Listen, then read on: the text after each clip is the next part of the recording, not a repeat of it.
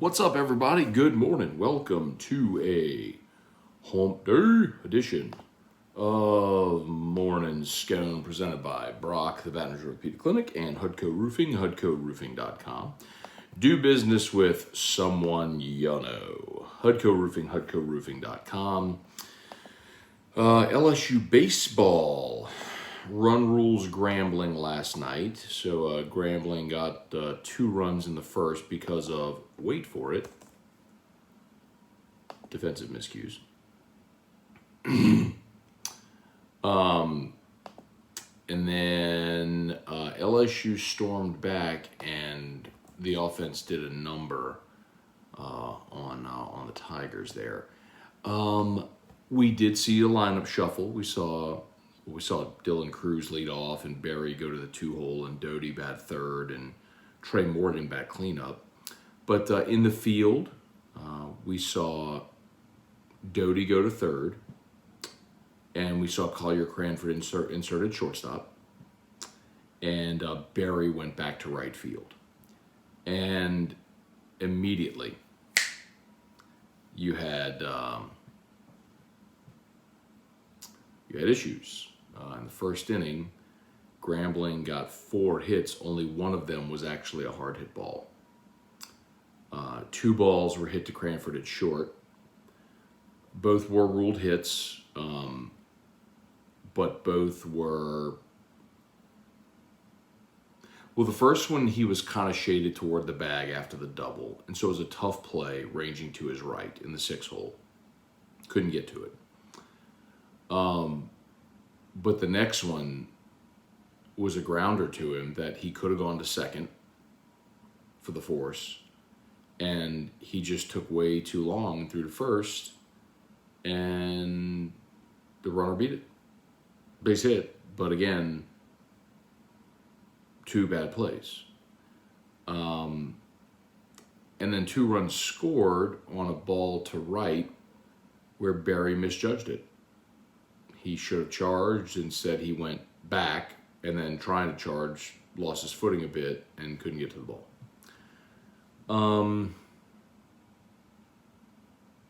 So in the scorebooks for LSU on the day, there was only 1 error, and it was Cranford. But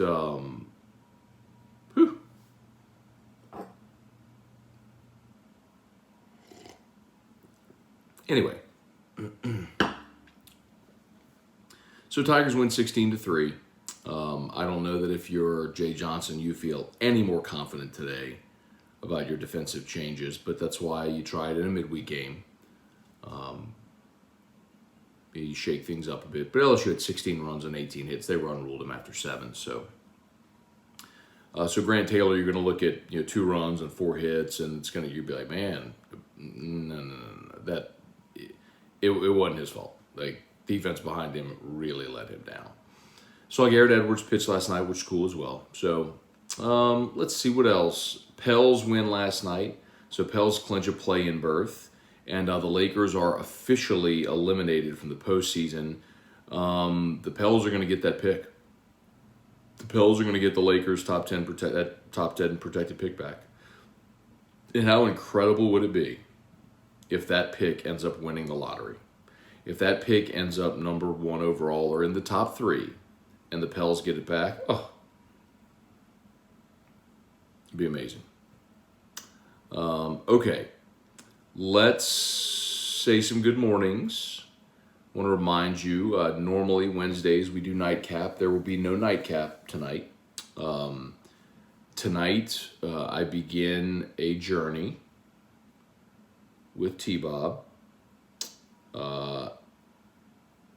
During the fall, we started the Scone and Tea podcast. And yes, I will 100% take credit for it. It's my idea. And the guys over at Oliver Twist wanted to sponsor it. Actually, they wanted another one of their businesses to sponsor it, but I had a conflict, so couldn't. So my suggestion was, hey, what if we do the show from Oliver Twist? So that's what we're going to do on Wednesdays when I finish AFR. I'm going to pop over to Oliver Twist and T-Bob and I around 7-ish are going to do Scone and T live. So if you want to come out and watch, you can. Or if you want to watch on the Watch 1045 ESPN Facebook or YouTube, same place you would watch any of our shows. Or, where you'd watch Whiskey and Wine, all that sort of stuff. Same place. That's where we'll be tonight. So hope to see you. All right, here we go. Brian Broom, Chris Duthew, good morning. Going to the game Friday. Okay. Kirk Taylor, I presume, well, actually, I don't know what you mean. If you mean the LSU baseball game in Starkville? Kirk Taylor, hey, Dad, good morning. Let's see. Kirk Travinsky still can't catch a ball behind the plate. Yeah, and look, man, last night there was somebody going back and forth with me on Twitter about catcher, and Travinsky hit 2 more homers last night, so the Travinsky's bat needs to be in the lineup crowd is yelling, and that's fine. Like, that's selective hearing. I've never said bench Travinsky. My point is, Milazzo has to catch. So if you want Travinsky's bat in the lineup, cool. DH him and put Joe Barron right and send Gio to the bench. I'm good with that, if that's what you want. If you like, there's a way to have both. But the catching position is too important. And I'll say it again. When you have 4 dudes in your lineup that are all big leaguers, and none of them is the guy leading your team in homers, Braden Jobert, or led the SEC in RBI last season, Gavin Dugas, who's batting in the 6 and 7 holes respectively, I can have a guy in the lineup that's just a glove. The 2013 LSU Tigers are the best example of this. The 2013 LSU baseball team set the record, the LSU record for, they were 57-11, and they were 23-7 in the league. 23 SEC wins. They were 23-7 in the SEC.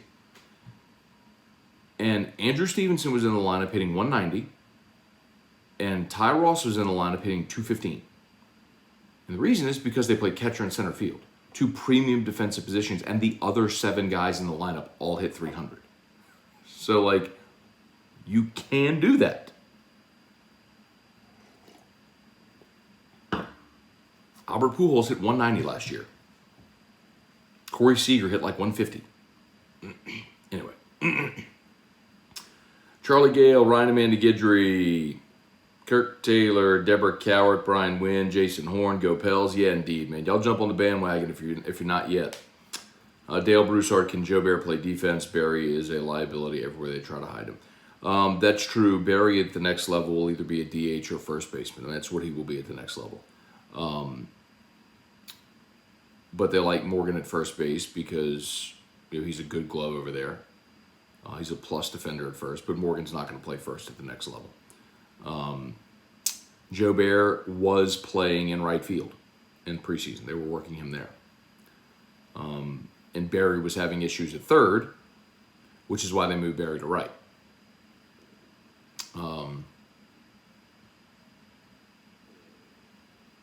And we've seen how that's gone.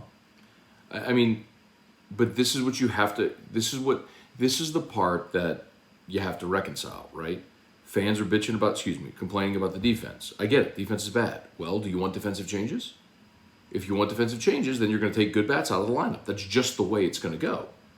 If you want to put Barry at DH, okay, put Barry at DH. I mean, Jay Johnson's not going to do that, by the way. He's told you he's not going to do that. So if you want to put Barry at DH, okay, then you're taking Joe Bear's bat out of the lineup? Or you're going to put Joe Bear in right? Okay, well, if you do that, and Gio comes out of the lineup, now you still have an issue in defensively in right field. I mean, you got to make up your mind. Like, what do you want? I mean, Like that's the conundrum Jay Johnson has right now. And I'm giving you a solution where you can have both things. You can have a great defensive catcher, and you can have Hayden Travinski in the lineup. You're not going to be as good in right field, or you can keep Gio in right, and you can alternate Joe Bear and Travinski depending on if you're facing a lefty or righty. If it's a left-handed pitcher, DH Travinski. If it's a right-handed pitcher, DH Joe Bear. Like, you got to pick. You can't let, this isn't, PE at recess. You can't let everybody have a bat. You have to pick. You have to run a lineup out there. Rapping batches: Hunter Fournette, Brad Johnson, Pat Huseman, Wendell Norman, Tim Gotro, Larry Gardner. Good morning. One hell of a game last night. You talking about the baseball game? Trivia, good morning.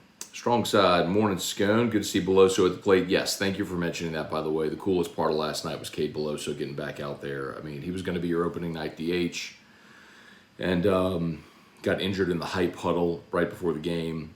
Joe Bear obviously has had a great season DHing for this team. Been swinging an incredible bat. But Cade Beloso has rehabbed that injury and got a pinch hit opportunity last night. Boy, he had a loud out, man. Beloso, of course, from the left side, smashed one opposite field to left center, and it was a great defensive play. I mean, the kid from Grambling made a running diving catch. It was a great defensive play, but boy, Beloso hit himself a loud out. It was great to see him back last night. Let's see. Taz, good morning. How do you rate the moves by Dennis Allen so far? So far, I mean, I like it. I like re-signing Jameis. You address safety after Marcus Williams left with Marcus May. A lot of just sort of ancillary signings, guys that are going to just basically be depth. But you don't have a ton of roster spots available on this team, So I want to see what they do with those draft picks. I want to see if they package them and move up, or if they use both, all three of their top 50 picks. So let's see. Eric Wildrider, morning Scone. Got my 225 vote in. Did Terry officially have to buy the steaks? Yes, he officially does have to buy the steaks. That's supposed to be happening for lunch today, but we'll see. Oh, Drew's awake. Can y'all hang on 1 second for me? Let me go snag him out of bed. Y'all hang on 1 second for me. Be right back.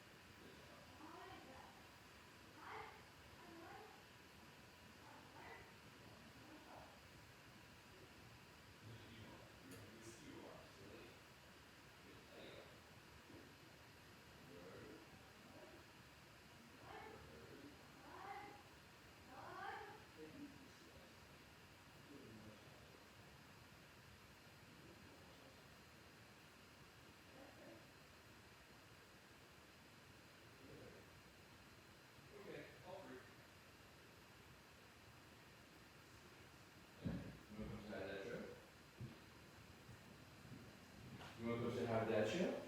Okay, come say hi to Dad Show. Come see. Come say hi to Dad Show.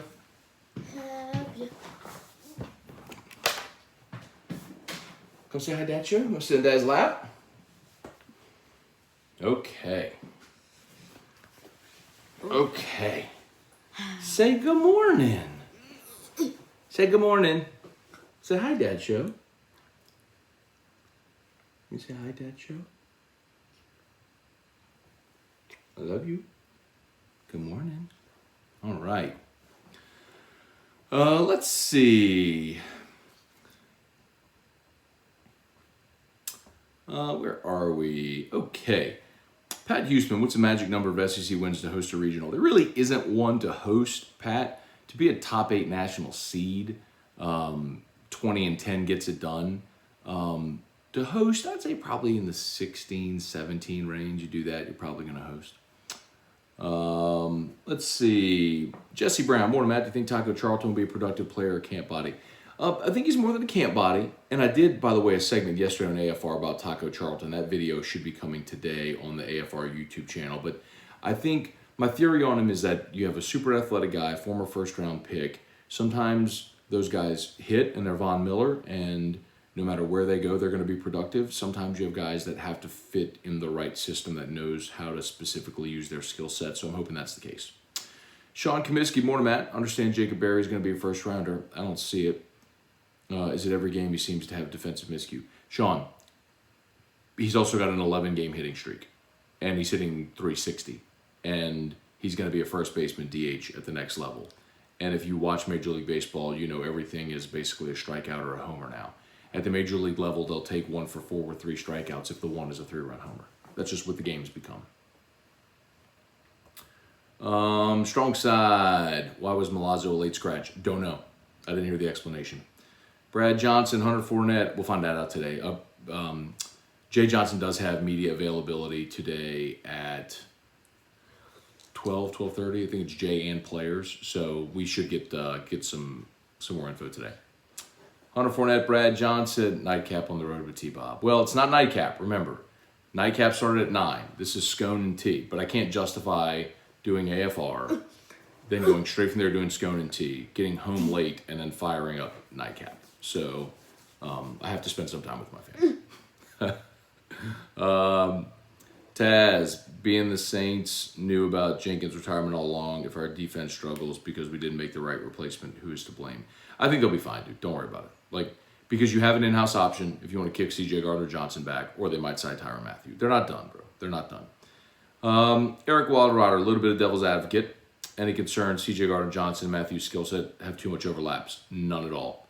None at all. I think C.J. is a perfect nickel, and I think Tyrann is that box safety. C.J. stays in his current role, and Tyrann plays the Malcolm Jenkins role. Box safety, can drop back.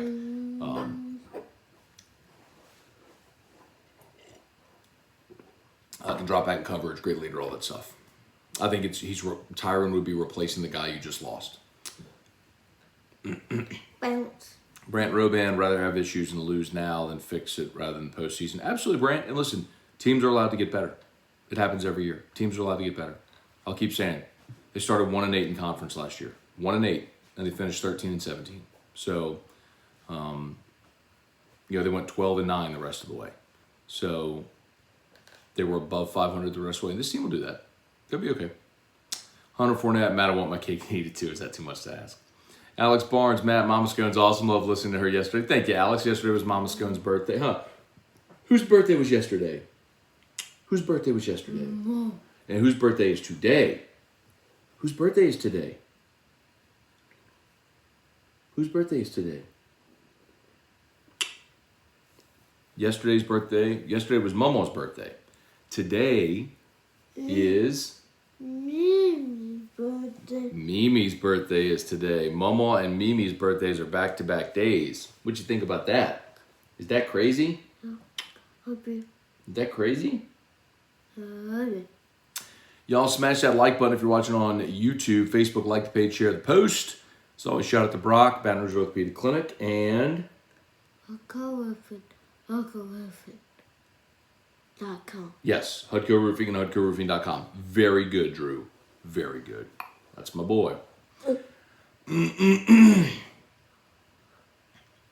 Wendell Norman, great synopsis around the trade off LSU bats first defense. Thank you, Wendell. It's amazing not everybody seems to get that. I've explained it a lot of different ways. Most people don't seem to want to get it. Devin Kelly, good morning. Chris Davis, maybe some separation coming soon in the West in baseball. 5 teams with a 4-5 record. Who would have thought 3 weekends in, Auburn would be second? Auburn's second, but they're second at 5-4. They're a game ahead. That could very easily be flipped with LSU, and it's essentially all the same. So, okay. Well, we'll see you later, bud. You come on back if you want to.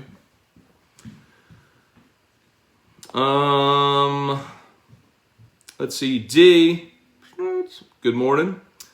Chris Davis, maybe some separate. Oh, sorry, just read that one. Brad Johnson. Your fave 5-head. Good morning from LA. What's early out there, huh? For the sunrise. Appreciate you for being there. Ron Ritchie, good morning. Debbie Jenkins, Kyle Taylor, morning Scone. Excited for tonight. Live Scone and Tea should be bananas. Y'all come and join us, man. If you've never been, so by the way, I just want to mention something too real quick about that. So if you're just jumping aboard, Scone and Tea live from Oliver Twist tonight. It's in Baton Rouge on Perkins near Essen. If you're not familiar, it's a little setback from the road,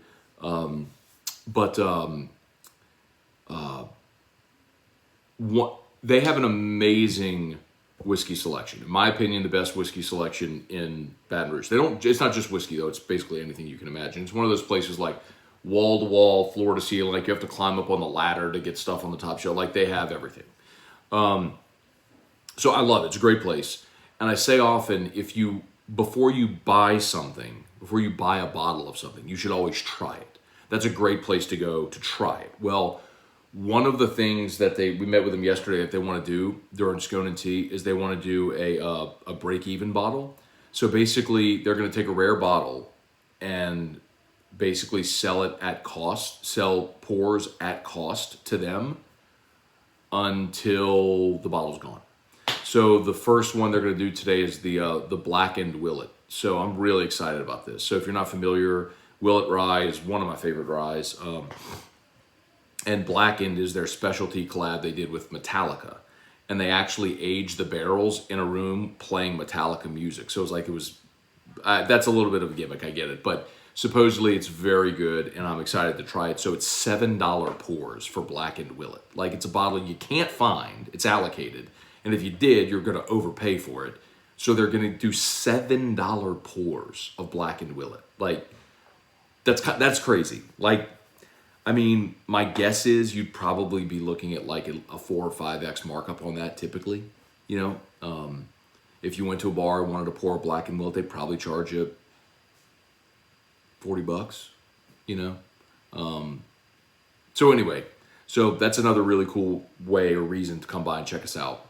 It's from the start of the show until the bottle's gone. Jason Horn, Quentin Breakbill, Chris Duthew, David Wallace, Kelly Gross, Ronnie Duga, Lowell Cormier. Do you see the NCAA one day shutting down the transfer portal? No, Lowell, I think you've opened that Pandora's box. You can't close it.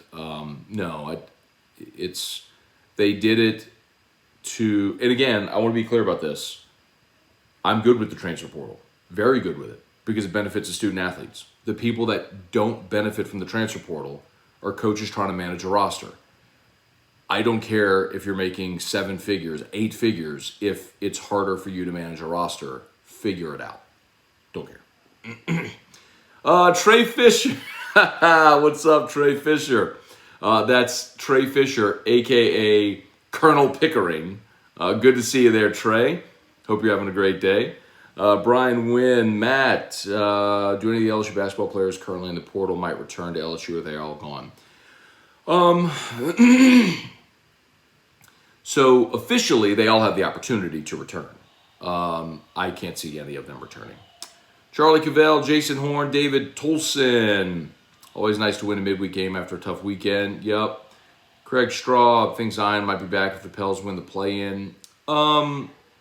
Craig, I can't tell you that I have any inside info there, but everyone I've talked to that actually covers the team that's around the organization every day says he's done for the year. I know what his stepdad said on Jordy's show yesterday, but he was abundantly clear. Like, he's like, it's just me now, just me. Like, I think he's saying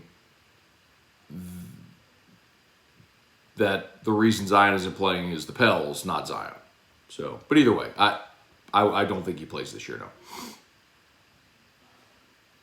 Interesting stat, Big Ben State's LSU 4th in the SEC in ERA, 2nd in batting average and homers after Tennessee. This team could be awesome if they clean up the errors. That's true.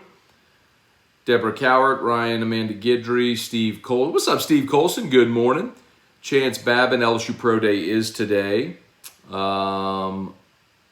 Interested to see how the guys perform. Hope it goes well.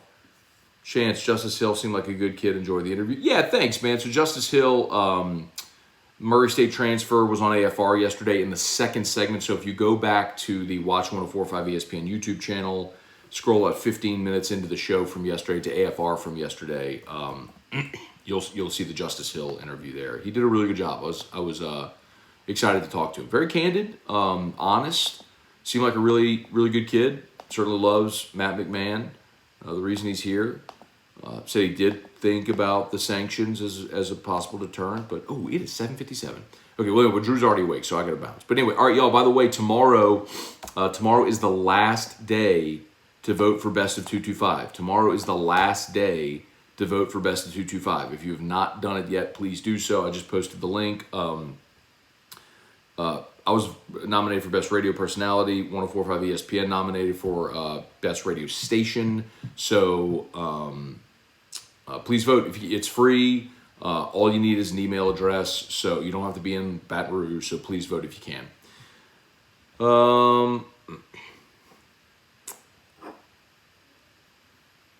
Matt tried several times to order MD Draft Reports. Team site isn't working. Oh gosh, I need to order mine too. I haven't ordered mine. You can email Mike. Like Jesse, you could legit just email Mike or tweet him, and he'll hook you up. Matt, I believe LSU will be very good in the hires in a couple of years. I agree, James. I think Brian Kelly, Kim Mulkey, and Jay Johnson all will win national titles during their tenures. For whatever that's worth. Not tomorrow, but I think it'll happen for all of them. D, who gets roughed up for Mimi's birthday. The House of Pain. Justin Franks headed to Stark Vegas Friday and Saturday. Any suggestions?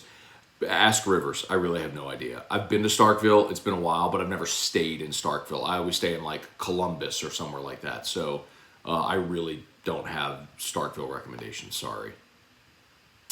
All right, y'all. We are done. Y'all have an awesome day. As always, shout out to Brock, the Baton Rouge Orthopedic Clinic, Hudco Roofing, HudcoRoofing.com. You need an orthopedist, you call Brock. You need a roof, give us a shout at HudcoRoofing.com. If you had issues with that weather that came through yesterday, do not wait. Call a roofer. Call us before you call your insurance company. Hudco Roofing, HudcoRoofing.com.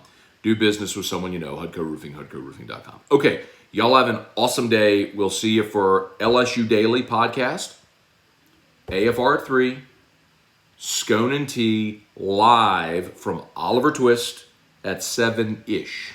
See you there.